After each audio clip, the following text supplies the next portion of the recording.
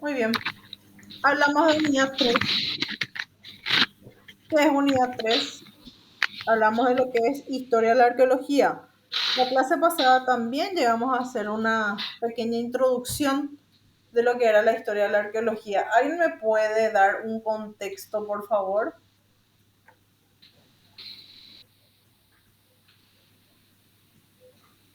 ¿De qué estuvimos hablando un poco?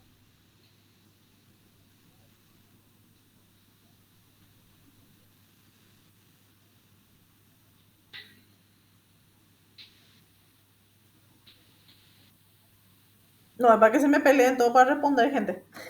Eva siempre recuerda a mi alumnito de séptimo grado que le pregunto, ¿se acuerdan de qué estamos hablando? Sí, me dice todo el mundo. ¿Y de qué estamos hablando? Todo el mundo se calla. ¿Verdad? Entonces le digo, no se peleen para responderme. Pero es para reírnos un poco, en realidad. No importa, si no se acuerdan, vamos a hacer nosotros una retroalimentación. Acuérdense que es fundamental, en mi caso, al menos en las dos asignaturas que llevo con ustedes, sí o sí vamos a hacer retroalimentación. ¿Qué significa retroalimentación? Un repaso, siempre un repaso, porque no terminamos la unidad en una clase, es imposible. Entonces vamos retroalimentando, vamos dando un repaso. De paso nos sirve también un poco ya para lo que es el examen que está a puertas, ¿verdad? Entonces hablamos de la historia de la arqueología. ¿Qué es la historia? ¿Por qué es importante la historia de la arqueología? ¿Y por qué yo les puse? Yo ya les dije más de una vez que yo fui la encargada de hacer el programa de lo que es la asignatura arqueología. Y me basé en textos de arqueólogos, ¿verdad? Y en arqueólogos a nivel mundial. Entonces, es fundamental conocer un poco la historia de esta asignatura que estamos viendo. ¿Por qué? Porque ahí le vemos el uso, ahí le vemos la importancia, ahí le damos el valor de repente, que ustedes saben, esta asignatura o esta disciplina no está, y si bien está desarrollada a nivel país, no podemos decir que no está para nada, ¿verdad? Es muy poco lo que tenemos, ¿sí?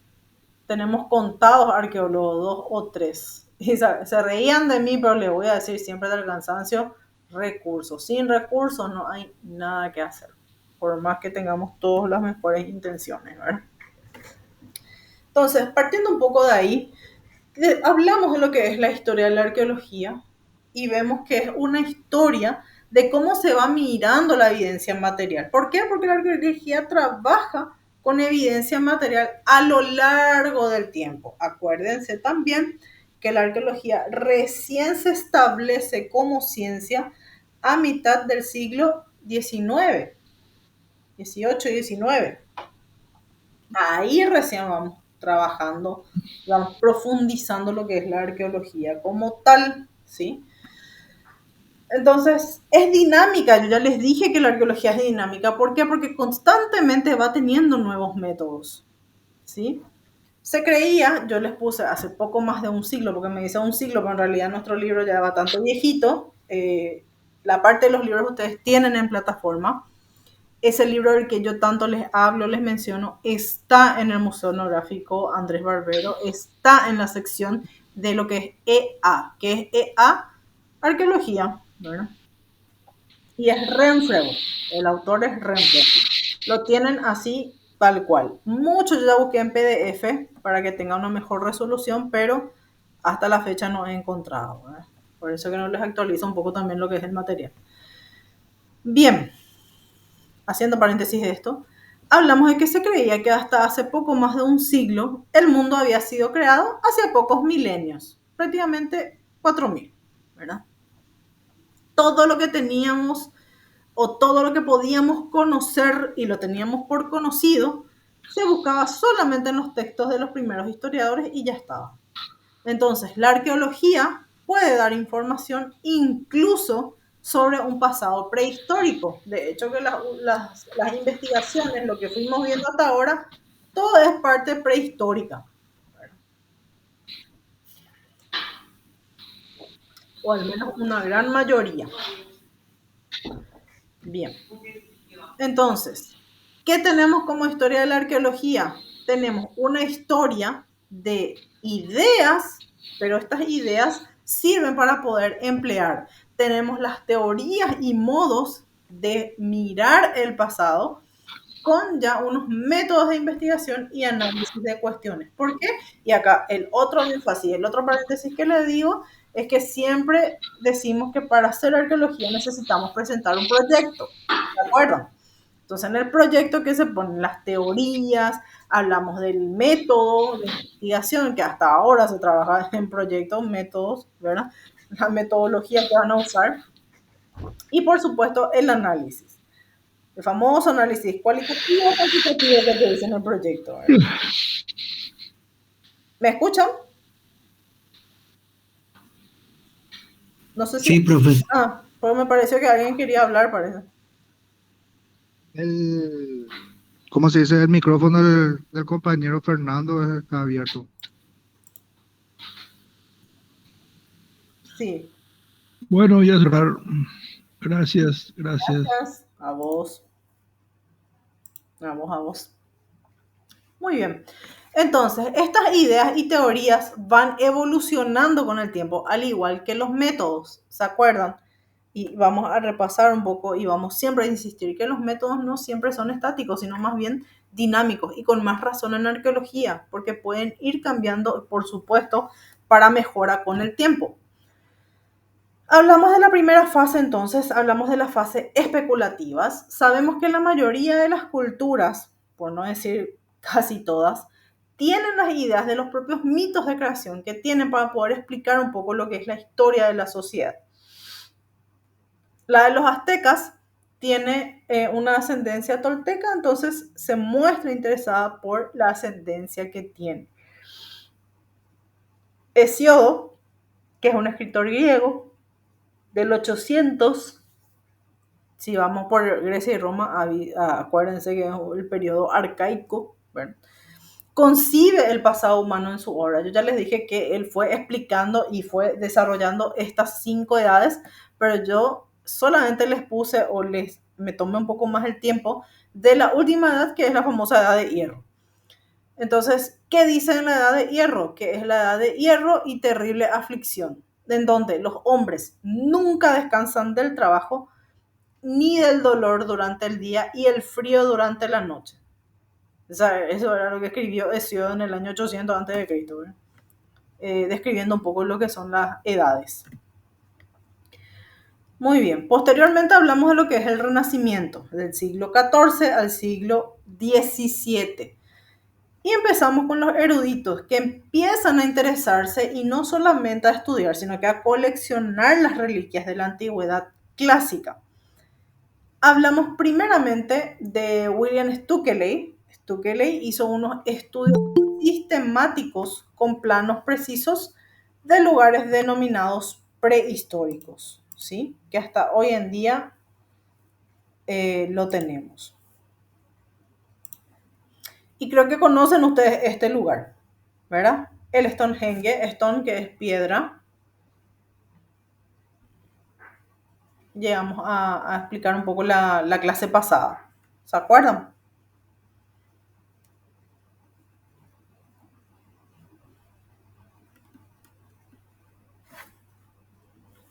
¿Me escuchan?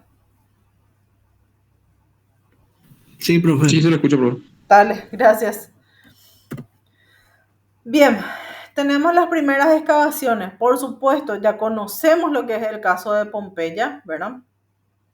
Que va a lo largo del tiempo, a lo largo de los siglos, fue trabajada varias veces. La primera vez que se trabajó con Pompeya fue en el siglo XVIII. Ya sabemos por qué es tan importante, porque para arqueología al menos Pompeya es muy importante y ocupa una gran parte de lo que es arqueología a nivel mundial, ¿sí? Entonces, en el siglo XIX, si bien en el XVIII inician las excavaciones, en el XIX recién inician las excavaciones como tal. Tenemos a los yacimientos hermanos, tanto Pompeya como Herculano, que estuvieron situados o están situados al pie del monte Vesubio. ¿Y qué pasó? Que en agosto del 79 este volcán entra en erupción, Pompeya queda sepultada y Herculano se sumerge en lo que es un fango volcánico, que fue descrito por Plinio el Joven. En 1710 el príncipe de el Beowulf, que es en Herculano, explora, encuentra y extrae obras de arte para su colección. Por supuesto que no registra, ¿verdad? El lugar de la localización lo lleva. En 1748, Pompeya es descubierta bajo el mecenazgo de los reyes de Nápoles. Yo creo que ya les llegué a preguntar qué era un mecenazgo. ¿Alguien me refresca la memoria? ¿Qué era un mecenazgo? Un patrocinador. Muy bien, un patrocinador. Alguien que ponía la mosca, profe. Alguien sí. Era el que pagaba y el otro era el que trabajaba. Los recursos, se dice, los recursos ponían. Los recursos, muy bien, exactamente. Los recursos. Aquí el economista ya nos corrige a todo. Excelente. También puede ser las personas que tenían suficiente dinero y que eran estudiosos de la materia y que les interesaba, por eso Sí, ponían el dinero y hacían el estudio o las excavaciones. sí. Muy bien. Entonces eran, digamos, patrocinaban estos estudios, estos hallazgos, estos trabajos, ¿verdad? Por supuesto. O sea, una profesora sería sponsor. Sí. Me encantan todos los nombres que le están poniendo. Muy, muy original. Pero sí, así es. Bien. Entonces, poco después, dice, fue descubierta la villa de Herculano. Ustedes saben bien, esta villa es denominada la Villa de los Papiros.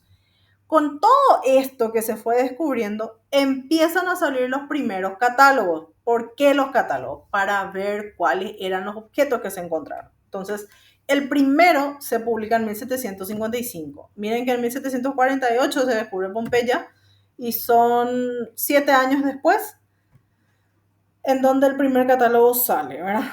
Le tenemos a Winkelmann, Joachim Winkelmann, es el padre de lo que es la arqueología clásica y publica una carta sobre los descubrimientos de Herculano.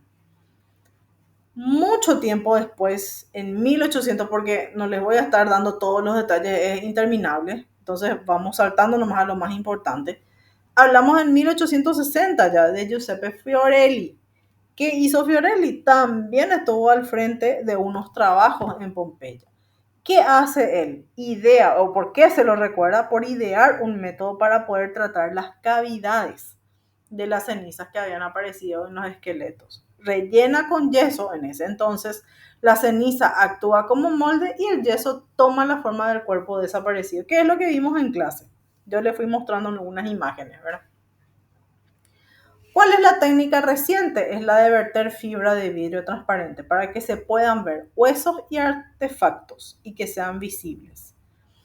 Ya en 1924 y 61, Amadeo Maiuri excava Pompeya y posteriormente también lo hacen Paul Arthur y Roger Erling.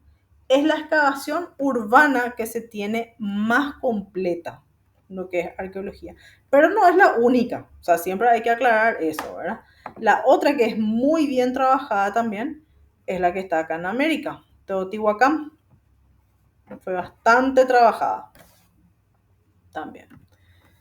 Muy bien. Tenemos las primeras excavaciones y hablamos de Jefferson. ¿Por qué era que habíamos mencionado a Jefferson? ¿Qué hace Jefferson? Una primera excavación científica en la historia.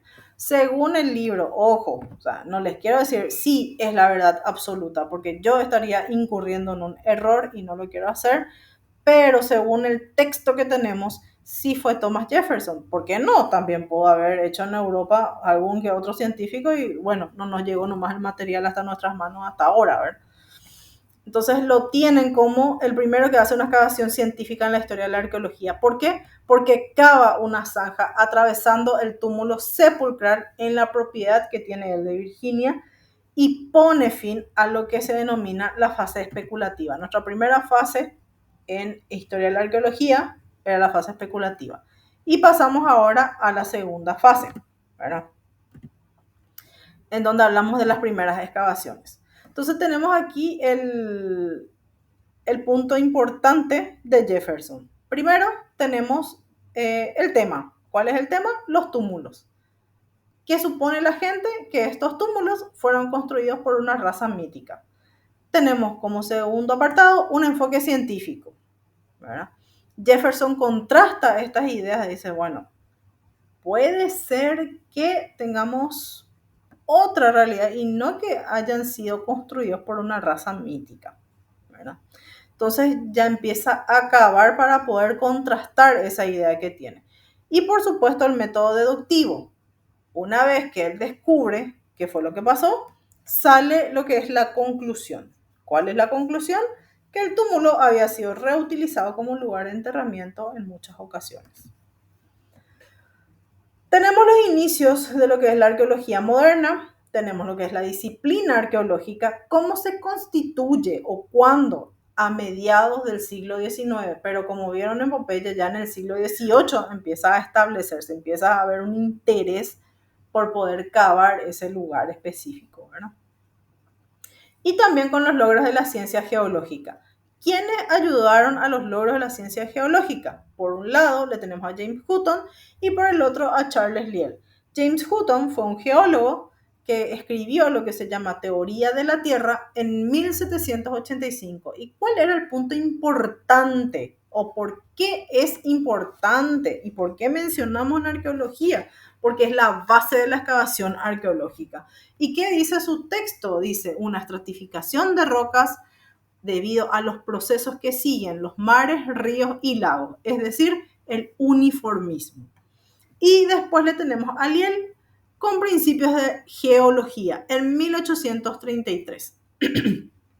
Estos fenómenos geológicos antiguos eran similares respecto a los actuales. Entonces, estos fenómenos antiguos, similares a los presentes, es una noción que se tiene como fundamental en arqueología. Por eso la excavación. Entonces, no es que uno excava donde quiere, cuando quiere y como quiere. ¿Se entiende?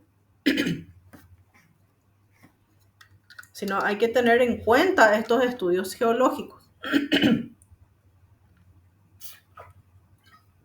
¿Dónde se estudia ciencias geográficas o geología por aquí, por Paraguay? ¿Alguien sabe?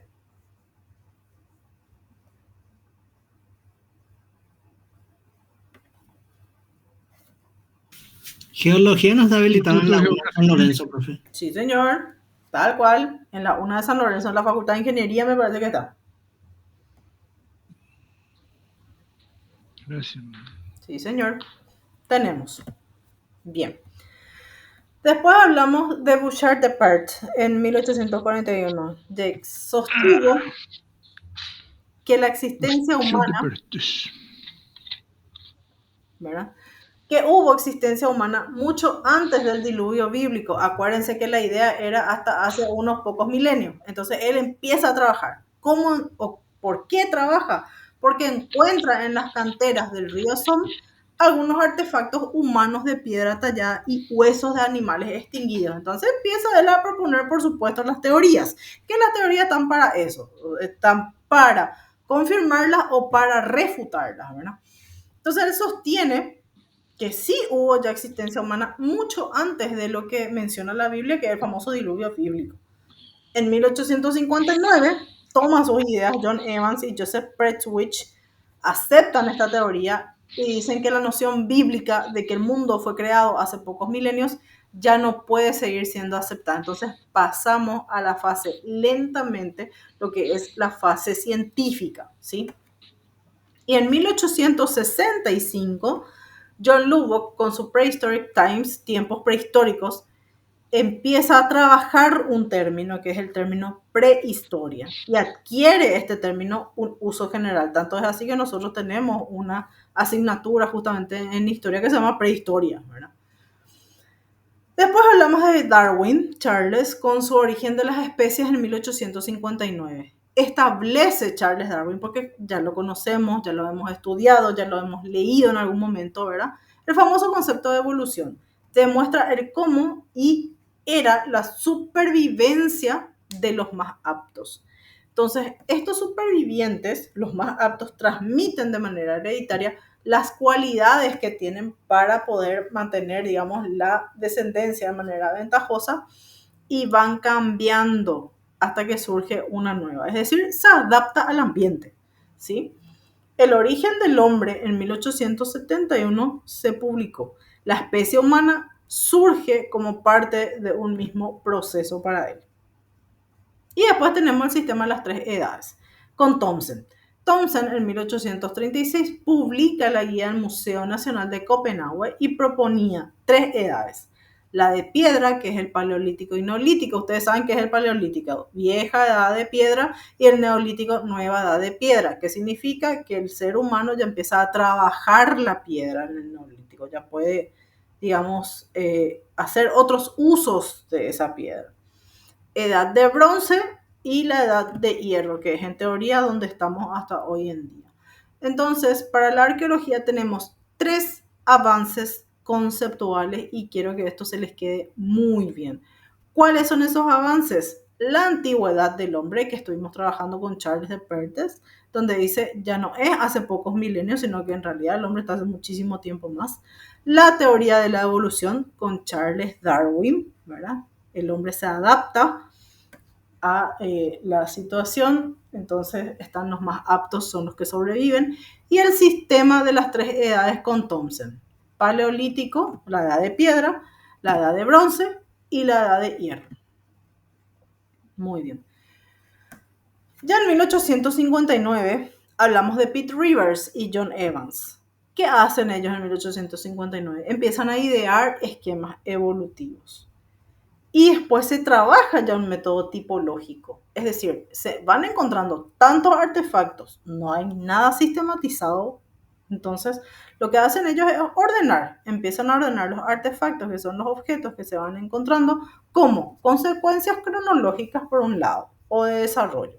Es decir, el tiempo cronológico, ya saben ustedes que es por los años, el de desarrollo elaborado por Montelius. Y después hablamos de los términos de etnografía y arqueología. Parece que alguien escribió o no. No. Bueno. Lo que es etnografía y arqueología. Ustedes ya saben lo que es etnografía. ¿Qué es la etnografía? Es la encargada de describir las comunidades vivientes. Por eso es grafía, o sea, descripción de las etnias, ¿verdad? Para poder comprender el modo de vida de los antepasados. ¿Cuáles son los representantes? Daniel Wilson y John Lubbock. Y después le tenemos a los antropólogos. ¿Quiénes son sus representantes? Edward Taylor y Lewis Henry Morgan. Nosotros ya entendemos lo que hace un antropólogo y lo que es un antropólogo. Entonces, nos detenemos en Taylor y Lewis Henry Morgan para poder trabajar o leer un poco sobre lo que es su libro, lo que publicaron. ¿Qué publicaron? Edward Taylor, por un lado, publica La evolución de las sociedades humanas. Él dice que del salvajismo pasamos a la barbarie y de la barbarie pasamos a lo que hoy en día es la famosa civilización.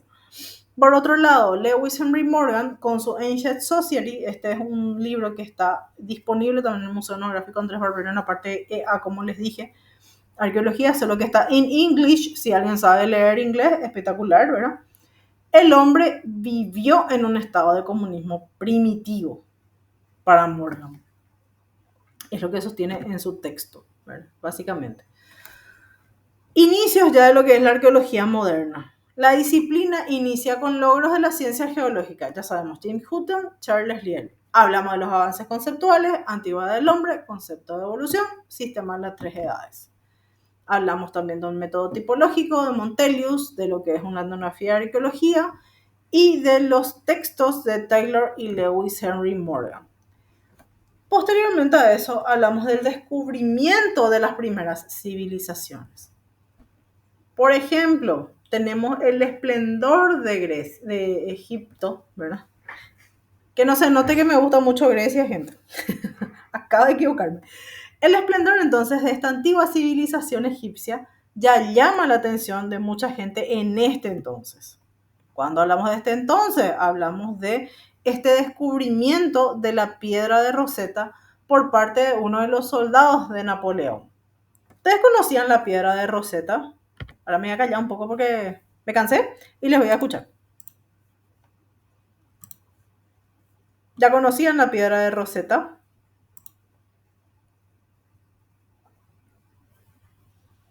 Sí.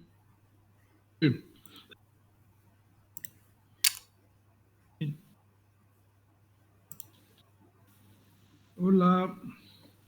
Hola.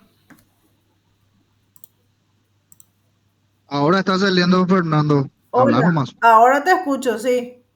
Eh, No te estaba escuchando. sí, permitió eh, descifrar los jeroglíficos y pasar a un lenguaje entendible, actual. Excelente, súper bien. Muchísimas gracias, Fernando. ¿Alguien más quiere incluir algo en eso? ¿O estamos bien hasta aquí? Se mantiene en el Museo del Louvre. En el Louvre, sí, así es.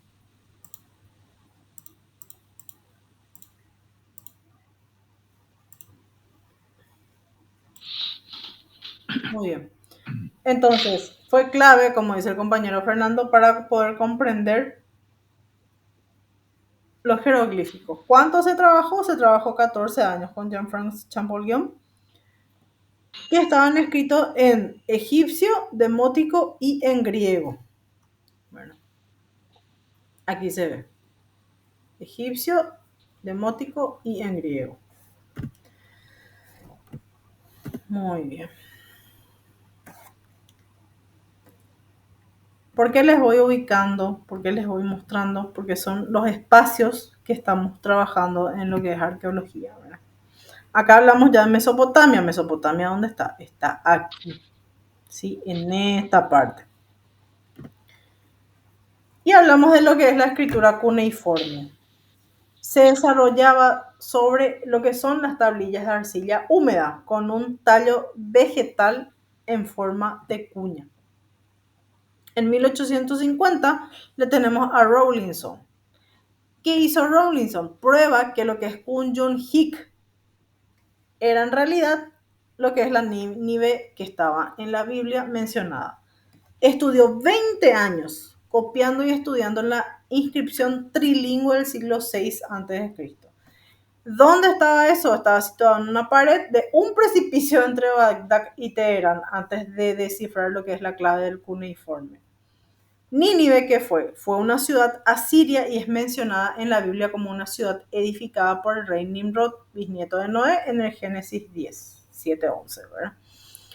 Layard, por su parte, había iniciado también excavaciones asirias y babilonias.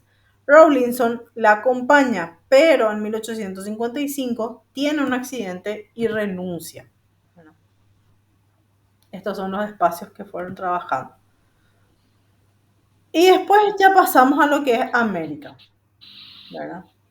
No nos podemos soltar del todo. ¿Por qué? Porque le tenemos prácticamente a un rico británico, que es John Lloyd Stephens, que viaja a Yucatán desde 1840 con Frederick Catherwood y muestran en los libros lo que son las ciudades en ruinas de lo que es la antigua cultura maya, ¿verdad? ¿Y qué encontramos? Encontramos justamente la zona arqueológica de Palenque, tenemos el acueducto, tenemos lo que es el Templo del Sol, todos estos edificios que ustedes van viendo, ¿verdad? Tenemos la zona arqueológica de Uxmal, en donde está la famosa pirámide del adivino. Tenemos lo que se denomina juego de la pelota. Y le tenemos a Schliemann también. ¿Qué hace Schliemann? Ya saben por historia antigua de Grecia y Roma, porque ya vimos más de una vez este tema, justamente con la Ilíada y la Odisea, que fue la presentación del trabajo en la clase pasada. Sabemos que él empezó a buscar Troya, ¿verdad? No solo Troya, también Micenas y Tirintos. Entonces se lanza, dice, a buscar con su Ilíada y Odisea debajo del brazo. Entonces interpreta, no solamente busca, sino que interpreta también lo que es la estratigrafía de túmulo. ¿Dónde le tenemos a Troya? Aquí le tenemos a Troya, ya sabemos la ubicación, ¿verdad? Y Micenas y Tirinto están aquí. Acá está Micenas, acá está Tirinto. Acá, en estos dos están. En estos dos mapas. Ahí tenemos la obra de Schliemann. Ítaca, el Peloponeso, Troya. Dice. Ese es al menos lo que yo encontré, ¿verdad? No encontré el texto original del texto en sí, que es lo que yo estaba buscando. Y supuestamente este es Troya, o sea, esta ruina que está aquí, que están viendo. Después le tenemos a Micenas. Micenas, muy parecido a lo que estuvimos mirando hace rato, ¿verdad? En nuestra clase anterior. Y Tirinto.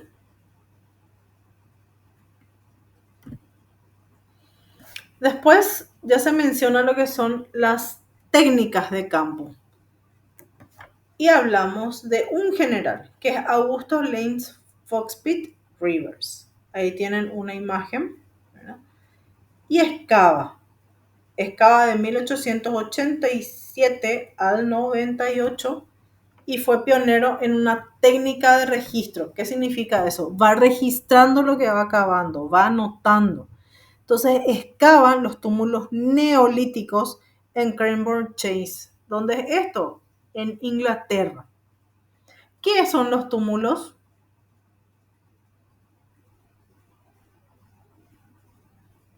Son grandes montículos de tierra, profe. Muy bien, y generalmente son sepulcrales, saben ustedes, ¿verdad? Es decir, estaba enterrado generalmente alguna persona.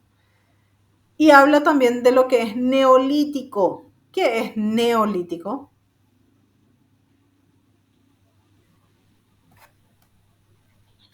Edad de la nueva Edad de piedra. piedra más. Sí, muy bien, edad de la nueva piedra, es decir, para que ustedes puedan ubicarse nada más, ¿verdad? Es importante. Bien, después le tenemos a Sir William Flinders Petrie. Excavación en Egipto. Si ven aquí la parte derecha, esta es una imagen de cómo estaba excavando en Egipto y Palestina. Entonces, él lo que hace es idear una técnica de seriación. A veces, pues, es un poco de ingenio nada más en el trabajo. Entonces, ¿qué hace? Tiene su propia técnica de seriación o datación de secuencias para poder ordenar cronológicamente más de 2.200 tumbas de fosa de la necrópolis en el Alto Egipto. Aplica la precisión militar a las excavaciones, que es la parte estratigráfica y para datar un objeto. ¿Se dan cuenta la cantidad de personas que le están ayudando? Miren un poco, por favor. Entonces, excava los yacimientos de Harappa, Taxilia y Arecamedu en Pakistán y en India en 1946. Por otro lado, y esto ya es aquí en América, ¿verdad? Le tenemos a Max Hewlett en Pachacamac, Perú.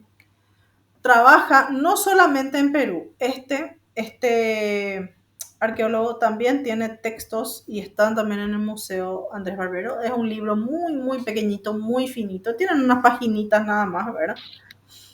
Dice, trabaja en Perú, Chile, Ecuador y Bolivia desde 1896. Se dedica a qué cosa? A los enterramientos y al registro de las asociaciones de los ajuares funerarios. ¿Qué son los ajuares funerarios? Las vestimentas. Sí, sí, muy bien. Las vestimentas. Y después le tenemos a Kidder. ¿Qué hace Kidder? Excava también, ¿verdad? Desde 1915 al 29 en Estados Unidos. Pero él emplea a especialistas para la excavación y la estrategia que él utilizó fue la de, primeramente, reconocer el sitio. Segundo, seleccionar los criterios para poder clasificar los vestigios que va a ir encontrando.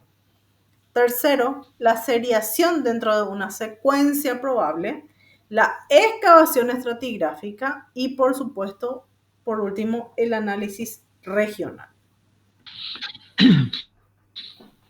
Hablamos del campo el trabajo de campo después de 1960. Se desarrolla entonces una arqueología subacuática. ¿Con quién? Con George Bass, en el Pecio. ¿Qué es el Pecio? De la edad de bronce, dice.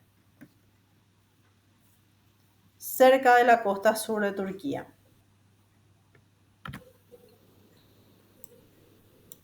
¿Alguien sabe qué es Pecio? Para mí, que es un sitio arqueológico submarino Muy bien. o algo parecido. Sí, sí, va por ahí. Exactamente.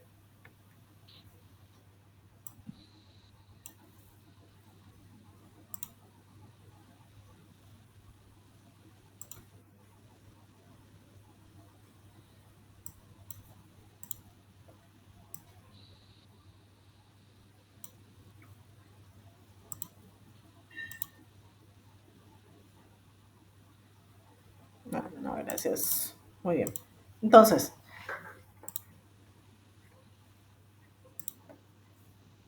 la idea está. Acuérdense que, ¿qué les dice su profesora siempre? Recursos. Imagínense, si necesitamos muchos recursos para poder excavar la tierra, imagínense lo que sería trabajar en el agua.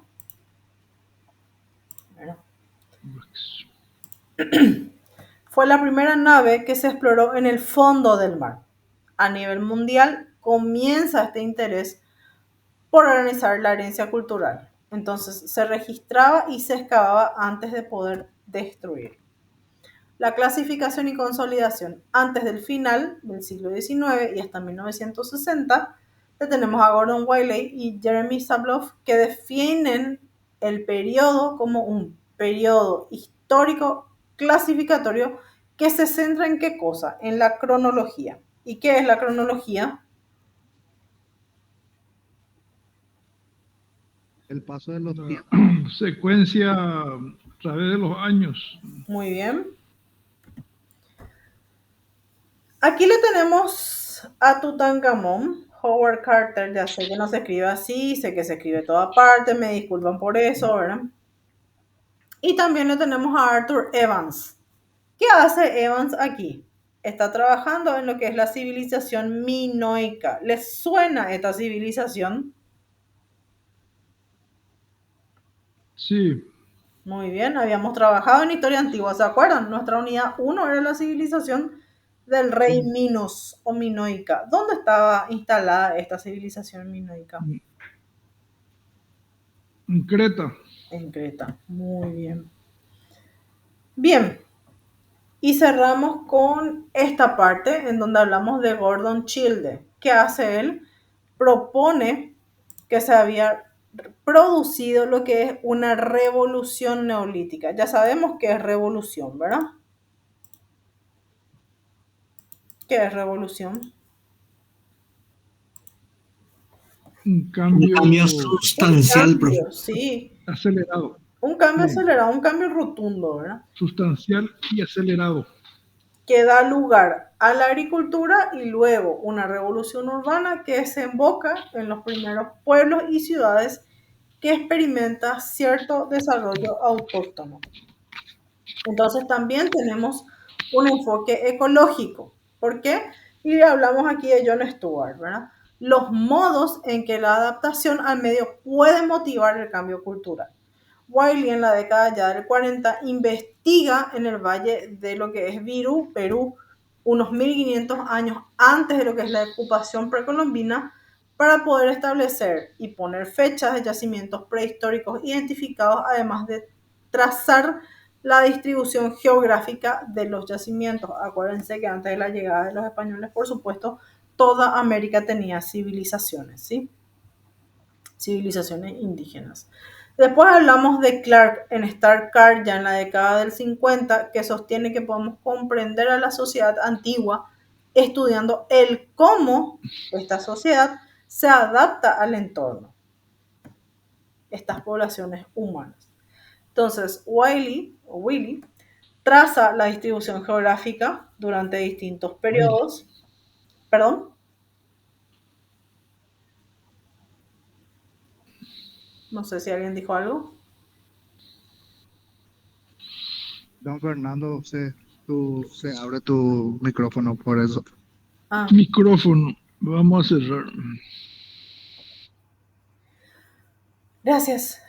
Y por otro lado le tenemos a Graham Clark. Si ven, aquí está el trabajo que él fue haciendo, ¿verdad? Dice que podemos comprender a la sociedad antigua estudiando el cómo se adaptan al entorno las poblaciones humanas. Y tenemos el auge de lo que es la ciencia arqueológica. Posterior a lo que es la Segunda Guerra Mundial, las ciencias físicas y químicas se empiezan a aplicar en la arqueología, con Livy, quien descubre lo que es la datación radiocarbónica, el famoso C14 en 1949. ¿Por qué esto? Bueno, porque el mundo estaba muy ocupado con el tema de las guerras, entonces no había tiempo para investigar. Posterior a este término, porque ustedes saben que en 1945 termina la Segunda Guerra Mundial, es en donde empiezan a interesarse un poco más, ¿verdad? Entonces, este método da la posibilidad de proporcionar una cronología independiente para lo que es la Europa antigua. La aplicación entonces de técnicas científicas en 1963 se publica por primera vez con el nombre de Science in Archaeology, es decir, ciencias en arqueología. ¿Qué tenemos en este texto? Tenemos las famosas técnicas de datación, los estudios vegetales, los análisis de restos humanos y artefactos. Conste que los análisis de restos humanos, ustedes saben que eso va más bien para un paleontólogo, ¿sí? Bien, ¿les parece si dejamos hasta aquí? Y ya ponemos el color para que no me pierda, porque si no me pierdo. Muy interesante, profesor, hasta ahí. Sí, pero es bastante largo y es mucha información y ya me preocupa cargarles demasiado, porque con historia antigua también tuvimos mucha información. Y la idea o la intención es cerrar ya el próximo lunes con esta unidad 3 y cerrar también el próximo lunes con lo que es historia antigua. Como les dije, yo divido en 3 clases porque en 2 es demasiado pesado.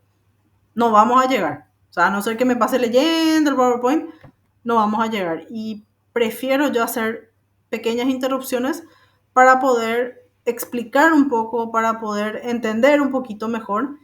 Por eso es que divido en 3 clases. Me parece que es lo que corresponde. Porque en 2 clases no se llega, en una mucho menos, ¿verdad?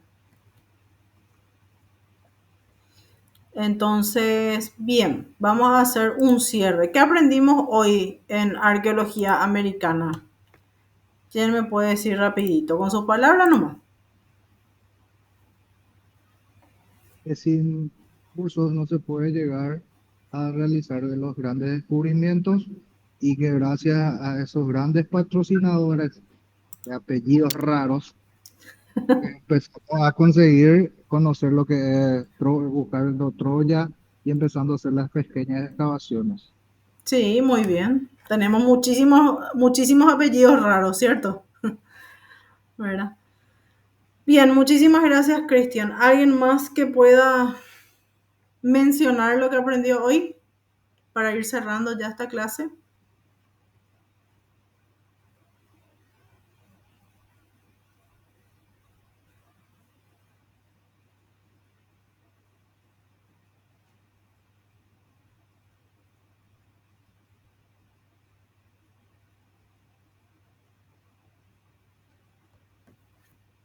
No se me peleen todo, ¿no? Podría ser, profe, el paso de la arqueología como disciplina de la especulación al trabajo de campo en sí, Sí, claro que sí. Entonces que fue con Jefferson, si mal no recuerdo. pasamos de la fase especulativa a la fase más científica, ¿verdad? Tenemos muchísimos datos para poder llegar a esta parte científica. No se olviden de los avances conceptuales, que es lo más importante de esta unidad 3. ¿Sí? Vuelvo a insistir, los avances conceptuales es una de las cosas más importantes en esta unidad 3. No se olviden de eso. Muy bien. Entonces, vamos a cerrar un poco. Continuamos el próximo lunes. El próximo lunes creo que tenemos presencial. No tengo todavía el horario, pero asumo que es así. Así que nos vamos a ver. Y si no, bueno, igual nos encontramos en la virtualidad. ¿Está bien? Pero una de las dos clases vamos a tener, no se preocupen.